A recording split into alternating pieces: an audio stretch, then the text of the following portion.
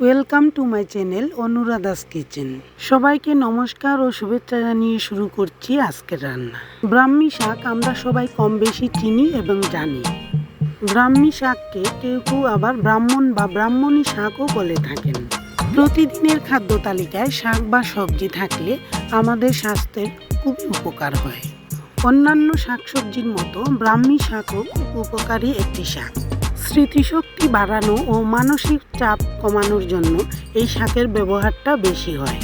এছাড়াও পেট পরিষ্কার, রক্ত চলাচল সহজ করা, পেটের ব্যথা, জ্বর, কাশি, চুল পড়া, রাতে ঘুম না আসা ইত্যাদি ক্ষেত্রেও এর ব্যবহারটা বেশি হয়। এখানে আমি কচি ব্রাহ্মী শাকের কিছু ডগা নিয়েছি, ভালো করে ধুয়ে ছোটো ছোটো করে কেটে রেখেছি। 1 চা চামচ দুধের সাথে ব্রাহ্মী শাকের রস 10 থেকে 12 ফোঁটা মিশিয়ে খেলে সবচেয়ে বেশি উপকার পাওয়া যায়। বাচ্চাদের ব্রেন ডেভেলপমেন্ট এবং বড়দের মানসিক চাপ কমানোর জন্য এই শাকের গুরুত্ব অনেক বেশি। কড়াইতে 2 চা চামচ পরিমাণ ঘি দিয়ে তাতে শাকগুলো ছেড়ে দিলাম। শাকের পরিমাণ বুঝে 1/2 চা চামচেরও কম লবণ এবং ছোটো চামচের 1 চামচ হলুদ দিয়ে হালকা নেড়ে চেড়ে নিচ্ছি।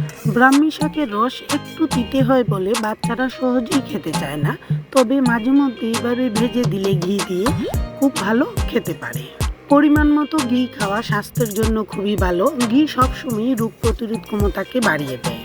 কম আঁচে হালকা নেড়ে চেড়ে নেওয়ার পর এবার 1 মিনিটের জন্য ঢাকা দিয়ে রাখছি। এই রান্নাটি খুবই সহজ এবং সাধারণ।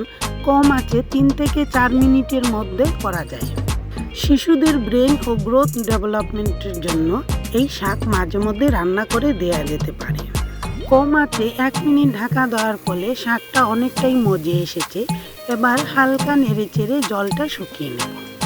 ঘি খাওয়ায় যাদের একটু সমস্যা রয়েছে তারা চাইলে সরিষার তেল দিয়েও রান্নাটি করতে পারেন, তবে ঘি দিয়ে রান্না করলে ব্রাহ্মী শাক সবচেয়ে বেশি উপকার পাওয়া যায়।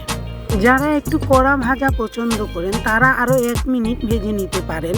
আমি একটু আগেই নামাচ্ছি। সবুজ থাকা অবস্থাতে নামালে শাকের পুষ্টিগুণটা বেশি থাকে। তৈরি হয়ে গেল ব্রাহ্মী শাকের রেসিপি। রেসিপিটি ভালো লেগে থাকলে লাইক, কমেন্ট ও শেয়ার করতে ভুলবেন না। পরবর্তী ভিডিওগুলো দেখার আমন্ত্রণ রইল। আর যারা এখনও আমার চ্যানেলটিকে সাবস্ক্রাইব করেননি দয়া করে সাবস্ক্রাইব করে রাখুন।